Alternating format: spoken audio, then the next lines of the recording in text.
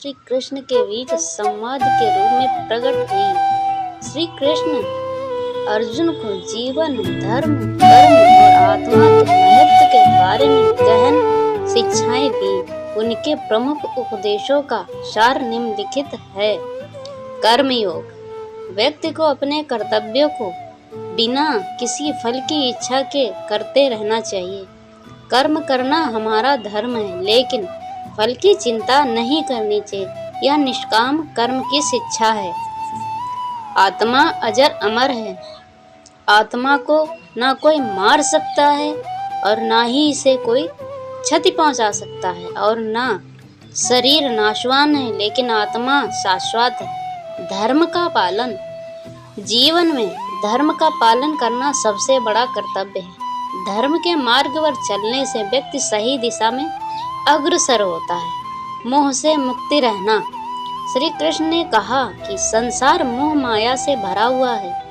व्यक्ति को इनसे ऊपर उठकर अपने जीवन को सार्थक बनाना चाहिए।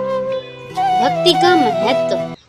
भगवान श्री कृष्ण ने भक्ति योग का भी उपदेश दिया है, जिसमें उन्होंने कहा कि जो भक्ति, समर्पण और प्रेम से उनकी पूजा करता है वह ईश्वर को पा सकता है। समता भाव। सुख और दुख, लाभ और जीवन और मृत्यु में समता का भाव रखना चाहिए। स्थिर बुद्धि वाला व्यक्ति ही सही अर्थों में जीवन की कठिनाइयों का सामना कर सकता है।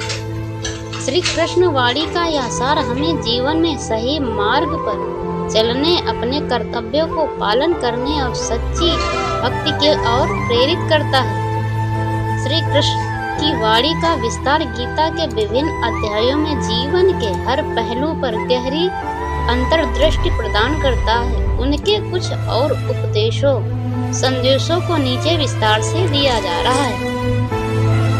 सभी जीवों में समान दृष्टि रखें। भगवान श्री कृष्ण ने यह शिक्षा दी कि सभी प्राणी ईश्वर के अंश हैं और सब में एक ही दिव्य आत्मा का वास है। इसलिए किसी से भेदभाव या